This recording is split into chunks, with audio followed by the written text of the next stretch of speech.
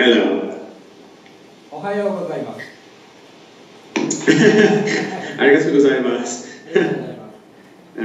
So, thank you very much for joining the press conference for your concert. And my pleasure. Yeah, and this is the journalist. Can you see? Yes, I can see. Hello, how do you do? ご機嫌いかがですか? So, now I switch to Japanese language, so you will translate. No problem. じゃあ、これからいくつか、伺っていきたいと思います。まず、2013年、2016年に、日本に、2回、演奏なさってますけども、その時の印象あたりからちょっとお伺いできればなと思います。So first, we know you came to Japan on 2013 and 16, and would you tell us your impression of Japan? Yes, well, I remember when I came in 2013, I was very much still at the beginning of my career in terms of being an actual, significant career. And for me, coming to Japan was very much a sign of, well, now you have some success. Now you're coming to Japan and this is a big deal. But it was really so alien in a way, but actually the Japanese are so similar to the British in many ways, in terms of what they say, in terms of what they don't say. And so when I went the second time, I had deepened my knowledge of the country, and I had, studied the history a little bit and the culture and things, and I could read a little bit of kanji, and so I look forward to each experience to deepen a genuine knowledge of the country. 13年に来た時は初めてでしたし、まだ、キャリアとしては駆け出しの頃でしたので、ただとても私としての音楽家としての良い兆候といいますか、日本に来るということは大きなことだっただけにそう思い、その後、私の順調なキャリアを歩ませていただいております。その時に外国の中でイギリスと日本の共通項というものをすごく感じました。つまり言うことと言わないでおくことっていうのがあるというのがイギリスと日本の似たところだと思いました。そして2度目の来日、ある程度その日本について知って文化、歴史についても私自身も学び、漢字も少し読めるようになって、そしてより深い理解を持って日本に来たという意味でとても印象深い来日でございました。ちなみに中国語を学ばれているわけなんですけれども、中国語その後結構はかどってますか? And you said you can read some kanji, but we heard that you are studying Chinese. And did you make any development, or how's your Chinese going on? Well, someone said to me, for example, they said, you have to go to Tokyo University to pick up something, but there was no signs in English. Well, I know that in Chinese characters, of course, Tokyo is Dongjing, and then you have Dongjing Dashui, which is Tokyo Daigaku, right? So, knowing Chinese characters really helps get around in Japan. ある人が聞いたんですけれども、日本だったら勉強するのは東大に行かないといけないで、大学というのが今中国語で彼が発音してくださったんですけれども、大学というのに行っていないので、大学に行かないと本格的に学べないとは思ってください。じゃあ、今回の、12月のリサイタルで、演奏される曲目について伺っていきたいと思います。まずスティーブ・ライヒの、ピアノフェイズ、これをチェンバロで演奏しようと思ったそのきっかけをまず、お話しいただければなと思います。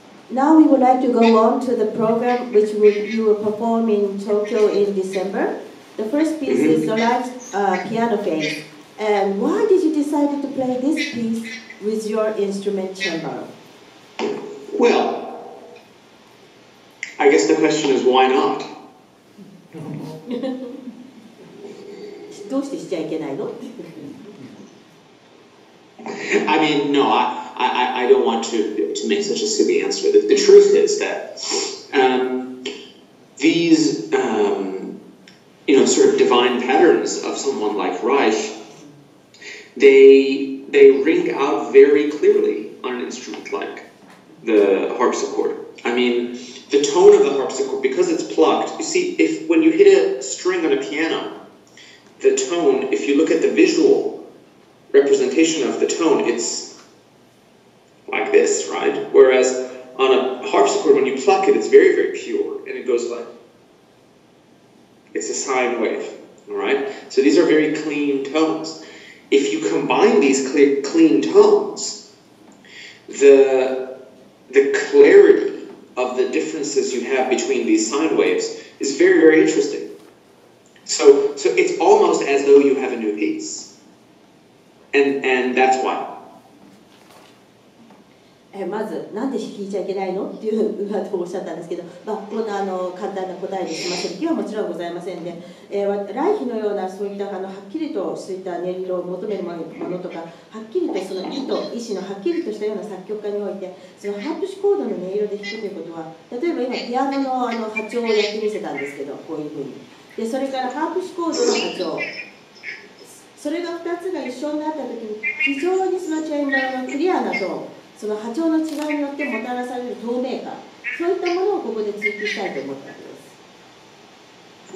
す。はい、それから、もう一つ今度はナイマンの、チェンバロ協奏曲で、これは初演者のエリザベート・ホイナツカが、ナイマンに移植して、あまり今まで弾かれなかった曲というのはやっぱり非常にこれがテクニック的に難しいからっていうのが一つ大きい理由だと思うんですけど、まあでもこれに、マハンさん挑戦されて、ナイマン自身もまあ非常に、その演奏に喜んでいるということで、今回これが、改めて日本でまた挑戦というかですね、演奏するという、どの辺にこのナイマンの演奏曲の魅力というか難しさというんですけどもあるか、それをちょっとお伺いできればなと思います。And then comes the Cembalo Concerto by Michael Nyman, and this is the piece which was commissioned by Elizabeth Hoyatska, and it's quite known for how difficult it is and what a challenge it is technically, especially, and so only few cembalists play this piece. So this time you're going to play this here in Japan. But what makes this piece special? And can you tell us why many people say this is such a difficult piece, especially technically? Well, I mean, he makes very unreasonable demands on the harpsichordist. I mean, it would be also a difficult piece on the piano. So I don't think it's specifically is difficult only for the harpsichord. But the physical demands he makes, I mean, I think you have two kinds of virtuosity, right? You have the kind of virtuosity that you would have in, say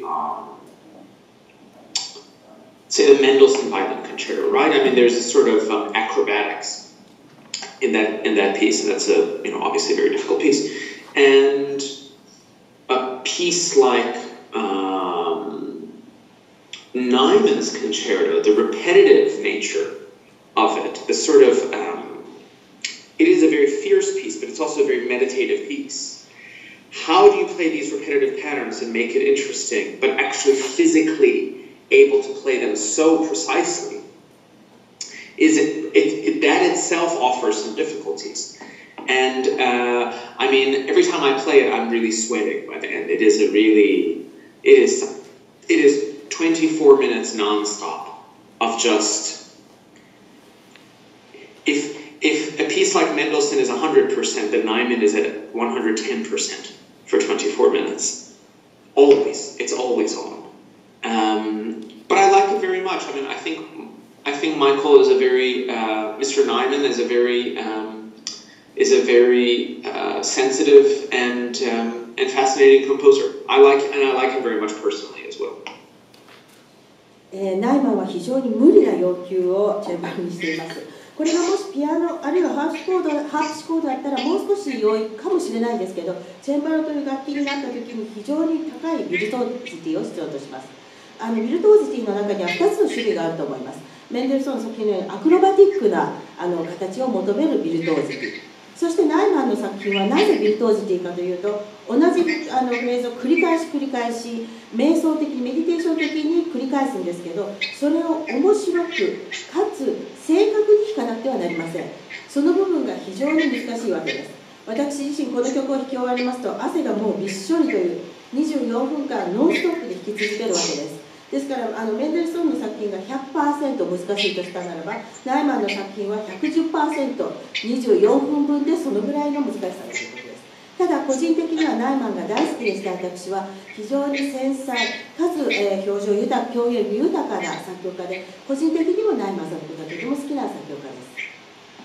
これナイマンの曲はこれタンゴのリズムをこれ崩しているというか、非常に繰り返したりとかいろんなことをして、やってるんですけども、そういう意味で非常にリズム的にもなかなかすごい作品だなと僕は思ってますけども、その辺についていかがお考えですか？ And especially this piece, Mr. Majima personally believes this is a special rhythm in this piece, like a tango rhythm, which transforms to a different shape. And do you think you also have to repeat it many times? Don't you think about that? That's interesting. The tango comes at a very special point in this piece. The tango was a lament for a friend of Michael's who had died. And I suppose it's kind of a second movement in this piece. I mean, the piece is all one movement, but it is a sort of moment of rest in this piece. And what really fascinates me actually about the tango is it's very unsentimental.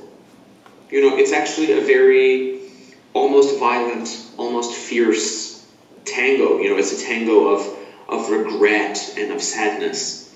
And I had not thought about how moving that tango is. What is interesting is how Nyman moves seamlessly from the tango back to the original rhythms of the opening of the piece. So I really appreciate that as well. I think listeners will find that interesting. そうですね、私自身その面白い指摘だと今おっしゃったと思います。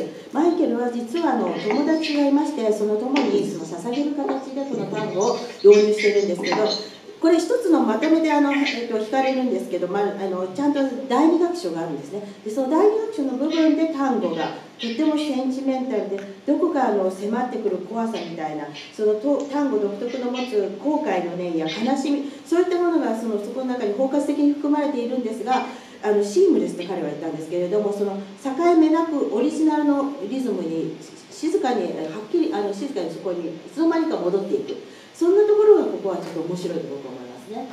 6楽章ある中の2楽章という。So that you mean that there are 6 movements and this part is the second movement, the tango part. Yes. Of course, there are 6 sections, but I wouldn't call them movements. The tango part is a sort of, if you think of fast, slow, fast, it's a sort of adagio in the middle. That's really what it is. But I still see the Nyman really as one big work. I mean, I don't see it as different movements, just to be clear about that. そうですね、楽章という言葉は使わない方がいいかと思います。6つのセクションがあるというふうに考えていただいた方が。で、ここの単語のパートっていうのは、早い、遅い、早い、つまり、アダジオ楽章的な意味合いはございますけれども、楽章と取らずに一つの大きな作品の中の一部分というふうな感じです。はい。今回のコンサート、この前半に演奏するライヒの曲も、それからナイマンの曲も非常に大変な曲なんですけど、これが終わった後に、休憩挟んでゴルトベルク変奏曲へ演奏するというのは、演奏家にとって非常に課題の要求というか、決めてこんなこと言うのもあるんですけど、大丈夫かいなってちょっと心配している部分もあるんですけども、その辺はどうでしょう。And Maijima-san personally are quite concerned because he knows how difficult this Reich piece and Nyman piece is, and you were also mentioning that you'll get all sweat after Nyman's piece. But the second half, you have to perform the Bach Goldberg variation. That's going to be a huge concert for a performer, isn't it? Well, as long as there's enough matcha in Tokyo to give me energy, I think I'll be fine. 僕にエネルギーを送ってくださいます。抹茶がある限り僕はやりきれるかと思います。You love matcha so much. You know, I'm drinking it right now. 今飲んでるそうです。今お待ち。I bought this from Mitsukoshi. I'm drinking it right now. 三越で購入したものを今飲みながらお答えしてる。そのゴールドベルク変奏曲、今そのビッグモアホールでバッハの鍵盤音楽全曲シリーズも演奏されていることもあるんですけど、そのバッハの鍵盤音楽全体の中でゴールドベルク変奏曲ってどのようにお感じになりますか？どのように位置づけられますか、マハンさん。And we also know that you're having a big project with the Bigmore Hall that to play all the Bach keyboard pieces, the cycle of the Bach keyboard. And how would you situate Goldberg variation in the whole big, circle of the Bach keyboard pieces? Right. So this series, I just finished the 5th concert of this series. So it's 16 concerts in total over 5 years, and I just did the 5th one. And it's actually I'm really sad because I'm doing it at Whitmore Hall and I'm doing parts of it elsewhere. But no hall in Tokyo has taken this project yet, and I really want to play as much Bach as possible in Tokyo. If not all of Bach, then at least some of the big collections or something. So I hope someone in some major hall in Tokyo will take this project. But anyway. So this past season, I played the Goldbergs first in the project, and that was last winter. And then this season, the 4 concerts, I played all of the English suites. I played all of the toccatas. I played his 2 sonatas, which he wrote when he was young. They're transcriptions of works by someone else, and some early works, 2 capriccios and that sort of thing. And the Goldberg variations, we see them as such a seminal piece for young virtuosos to prove themselves with the Goldberg variations, but actually, the Goldberg variations are very much a culmination of Bach's activity as a composer. I mean, they are actually his last great keyboard work, along with Second Book of Well-Tempered Clavier, which comes in 1744, so it comes 3 years after this. Goldberg variations is not only a culmination of everything Bach has learned at the keyboard as a virtuoso, as a performance vehicle, but also Goldberg variations, it shows what Bach is still learning. Okay, so we think Bach he's an enclosed sort of capsule, and he is perfect, in and of himself. But actually, Bach is responding to music of his sons. So there's a lot of galant music. There's a lot of the music of Berlin and Dresden, where his sons were. So there's that in the Goldberg variations. There's the music of Hamburg, which is where Telemann was, and Bach went to hear a lot of opera. And he would have heard opera by Telemann, by Handel, by Hasse. So there's a lot of that in there. And I can't prove it yet, but I think that Bach would have bought a Paris publication of Scarlatti's first 30 sonatas, because there are techniques in the Goldberg variations which I think clearly refer to Scarlatti's music. And Scarlatti is someone I love very deeply. I don't perform a great deal of his music at the moment because at the beginning of my career, I performed Scarlatti constantly. And it got to the point where everywhere I played, people said, "Oh, please play some Scarlatti." And I kind of got a little worried, and I thought, "Oh, this early in my career, will people associate me only with this music?" So I said, "Well, okay, for a few years I will play other stuff." But actually, Scarlatti in my heart my regard for him is as deep as it is for Bach.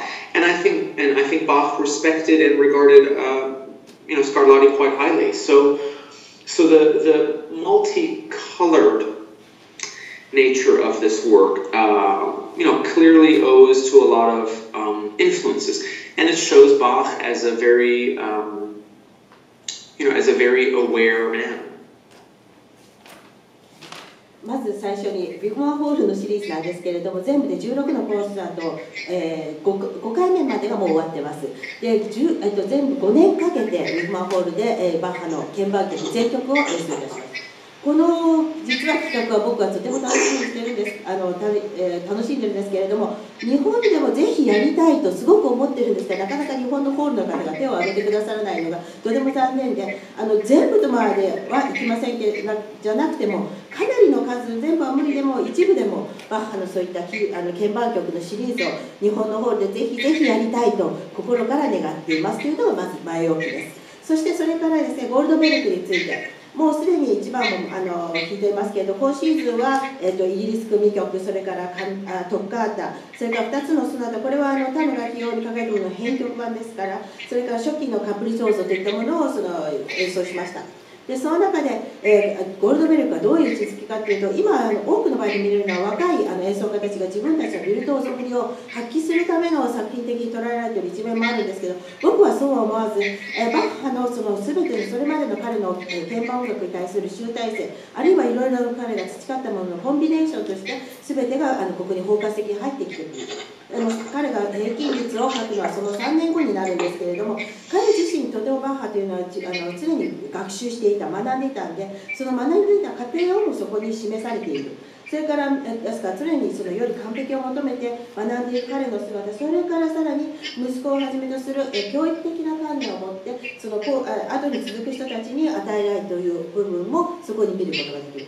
その一方でさらにはテレマンのオペラのような、あるいは、ヘンデル、ハッセンといったそういった方々が当時の時代にオペラ作品として素晴らしい、成果を上げている作曲家たちの作品から受けた影響というのも出ている。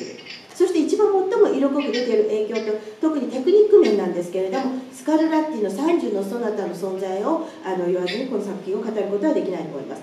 最近私はこの作品をあまり演奏してないんですけど、というのはキャリアを歩み出した頃にとてもスカルラッティ大好きでいっぱい弾いてたんですね。そうしたら行く先々で今度はスカルラッティのこっち、今度はスカルラッティのこっちを弾いてくださいと散々言われて、私イコールスカルラッティ弾きみたいな、そんな印象がついてしまうのはどうかと思ってちょっとお休みをしているというところもありました。しかしバッハ自身もスカルラッティに大変に強いしっかりとした敬意を持っておりまして、そのスカルラッティの持つマルティカラーとおっしゃったんですけど、そういった性格といったもの、その色濃くそういった影響をバッハ自身が受けている。そしてそれがまたこのゴールドベルクに非常に色濃く出ているということができます。はい、今回この3つの作曲家、ライヒ、ナイマン、バッハですけれども、僕この組み合わせ非常に面白いと思いました。というのはライヒは、よくバッハを引き合いに出して自分の音楽とバッハの共通点があるとすれば、それはカウンターポイントをベースにして書かれている。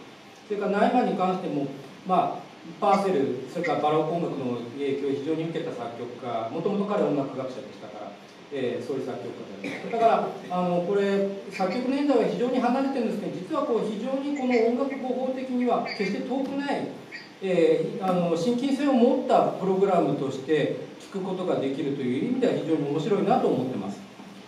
And Mr. Majima said that Reich, Neumann, Bach, if you just look at the name of the composer, the people will think, what is it in common? But Reich always mentioned that his piece has a very strong, his piece is based many times at the counterpoint.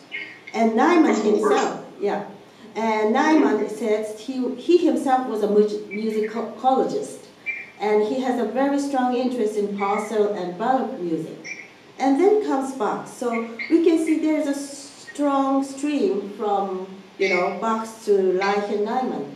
And Mr. Majima, I think all of them have a sort of similar music language. Do you think like that?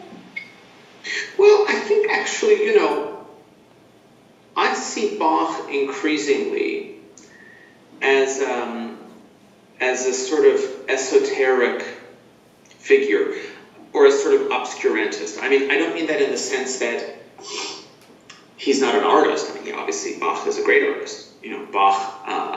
Bach's music is very emotional. It's very beautiful music. But Bach concerned himself at different points throughout his career and throughout his life with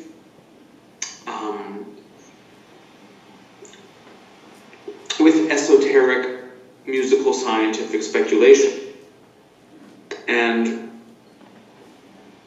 using speculative music like counterpoint, like combination of patterns to create actually very new sounds. I mean, we don't think of Bach as an innovator, and that's a bit of a shame. Bach is actually a great innovator. I mean, just in the cantatas alone, he's able to create completely new sounds through the manipulation of basically old techniques. And I think Nyman and Reich do the same thing, Reich in particular. Reich did redefine musical language. I mean, but of course that doesn't mean that he necessarily used new techniques as such. I mean, he didn't use extended techniques. He basically used techniques that had existed there before, but in a very clever way. And so I think he and Bach have a great deal to do with one another. The case for Michael Nyman, of course, is a bit more difficult to make. I mean, Michael Nyman is there because, of course, I like him. I like his music. But I think I would call Michael a much more extroverted composer than Reich or Bach. And really, Michael doesn't even like the term, he doesn't even really like to be called a minimalist. I wouldn't even call Reich minimalist. I'm not sure what minimalists are, but, it's funny. People put these labels on composers and then they get repeated many, many times. I mean, is Bach a Baroque composer? Bach is a culmination of so many hundred years of techniques that it's difficult to say what he is and what he isn't. バッハについて年々どんどん私が思うってことは、その彼がもちろんアーティストではないと言ったら間違い、もちろん彼はアーティストの一人でもあるんですけれども、ただ感情的なものだけではなくて、もうちょっと学理的な論理的なそういった要素を非常に強く持った人ではないかと、私がキャリアあるいはこの人生を歩む中でより強く思うようになってきました。そういう意味で、例えばその大砲にしてもパターンの繰り返しにしてもですね、音楽をそこから生み出しているんですけど、これらの技術というかそのテクニックというものは、その彼、バッハ自身の生まれる前からの培われてきた多くのものをその古いテクニック等を用いながら、全く新しい音言語の世界を生み出していく。そういった意味でそのカンタータなどを見てもすごくよくわかるというんですけど、新しいサウンドをそこに生み出している。で、ライヒもそこで共通項を見ることができます。ライヒもまたその、新しい音楽、新しいものをそこに生み出してはいますが、ではテクニック的に全く新しいものを生み出したかというと、すでに存在したテクニックをただその用い方を全く斬新な新しい用い方をすることによって生み出している。そこがその、共通項としてはバッハと彼には共通項があります。しかしながらナイマンとなると、個人的にはナイマンは私は本当に大好きな人なんですけれども、ちょっとまた違ってくると思います。彼自身ミニマリストと呼ばれることを非常に嫌っていますし、私自身このミニマリズムって一体何たるやと言われると、そのいろいろとまたそこは話がいろいろ広くなってしまうのでここでは話しませんけれども、バロックイコールバッハというその100年以上のテクニックをそこで用いてきたっていう、そういったところのバッハも言われたくなかったと思うんですね。バッハ自身実はそのバロックイコールバッハではなくて、その彼が存在する100年前からのテクニックを用いて、それで言いながら彼独自の新しい斬新な持ち方をすることによって自分の世界を確立した。そこから見るとそういった意味ではちょっとナイマンだけはちょっと別ですけれども、私自身そういったところに共通項を見ています。Okay, so we are going to start Q&A session. じゃあ、これから質疑応答に入りたいと思います。質問ある方、手を挙げて、ちょっとウェブカメラの都合で前に出てきていただく形になりますけれども、もしよろしければ、せっかくの機会ですので、どなたか質問なさりたい方いらっしゃいますか？はい、じゃあ、こちらにバッテンのところに立ってください。それで、そうです。そうすると見えると思うんです。で、お名前と所属をフリーライターの東野チェンバリストは、Nice to see you. Nice to see you. 基本的にチェンバリストはチェンバロを選ぶんですか？今回のそのスミダトリフォニーコンサートの例えばライヒもナイマンもバッハもみんな同じチェンバロを使って普通の何の変哲もない特別な楽器を使うんですか？それともホールで大体演奏するときっていうのはホールを用意するチェンバロを黙って文句を言わずに聞くんですか？ピアノ演奏だったらなんかこういうピアノが用意してくれとかいろいろ要求すると思うんですけど、チェンバリストはあんまりそういうなんだろうよ幅がピアノほどホールを用意してないっていうか、いつもなんか用意されたチェンバロを動くラジオが待っているその辺をちょっと。So, Mr. Higashibata wants to ask you about instrument.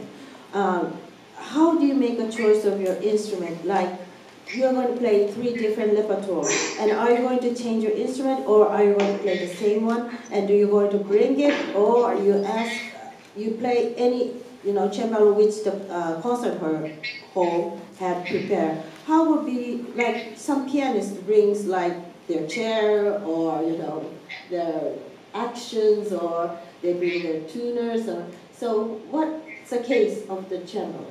Yeah, this is a wonderful question. Actually, I have to talk about it with Mr. Murakami, my agent, because for the Naiman, I would really like to use actually a big modern instrument, which will have pedals and has extra registers. And so these were the modern cembalos that were built specifically for modern music in the early 20th century. And they're wonderful for music like Naiman's Concerto. Because I played Naiman's Concerto before on a historical type of harpsichord, a sort of copy of a French 18th century instrument, and it almost destroyed the instrument. I mean, it's really not healthy for the instrument. So this modern one will be good. And then I will play the Bach on a historic instrument, of which there are many good ones in Tokyo. So fortunately, I don't have to bring my instrument or my action yet. But, someday that would be fun, of course, to do. But no, actually, you remind me I need to get on this. So. 私のエージェントである村上さんにまだお話ししてなかったことをあなたの質問のおかげで思い出しました。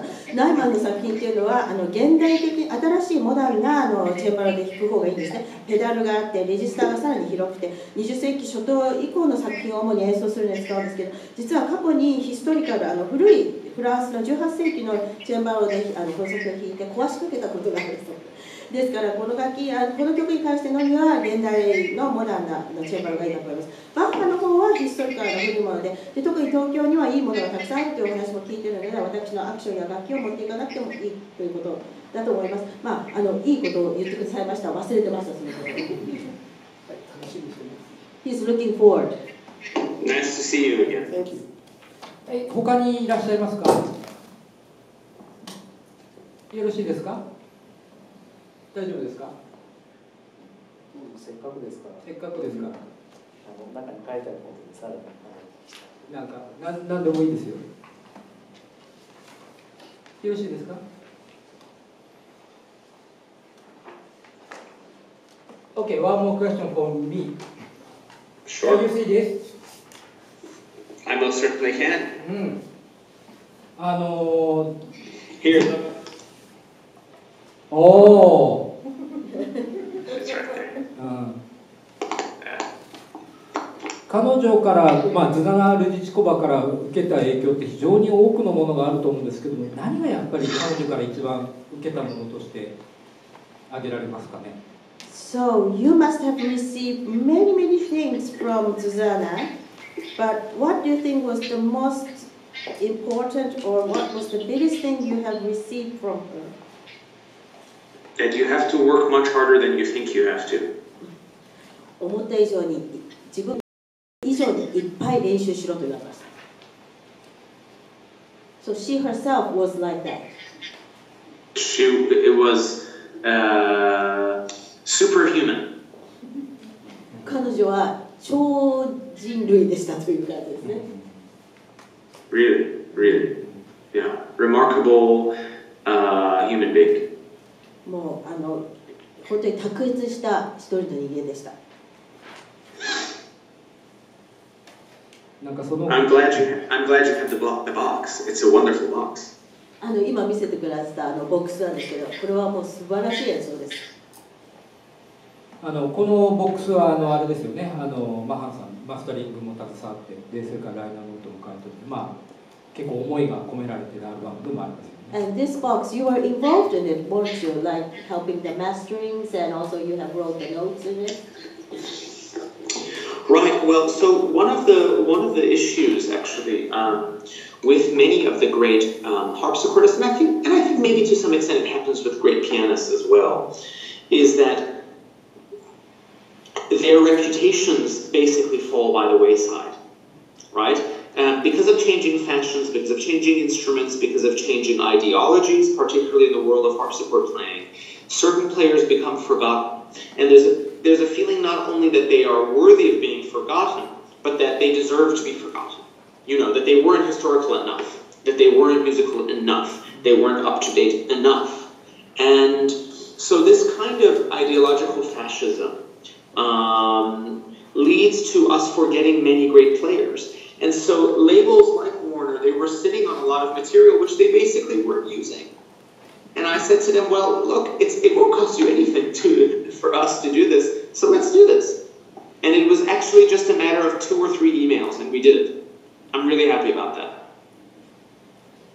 実は私はこの作成に非常に関わったということで今思い出したんですけれども、多くのレーベルとかそういったその世間ではここで一人の人がその作品で定評を得てしまうと、もうそこにそれが理想の最高形だと思って、バッハにしても何か演奏してちょっと違うことをやると、これは歴史的な考察に基づいていないとか、過去のあれから見てこれは演奏では不十分だとか、そういった過去のものに縛られたようなそういった形の評価が出てきてしまう。あたかもそのいわゆる一種の、音楽解釈のファシズム的な元凶というのがあるという。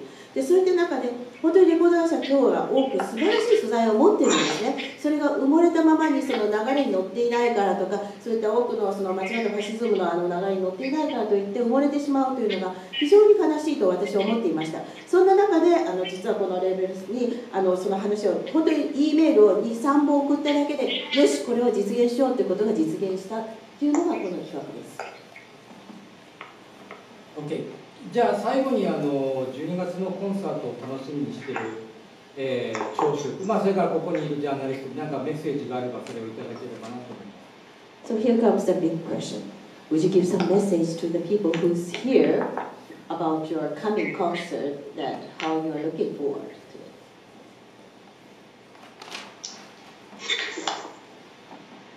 I didn't understand. Well, would you give a message to the people who's here? Oh, I'm sorry, I see. Well, you know.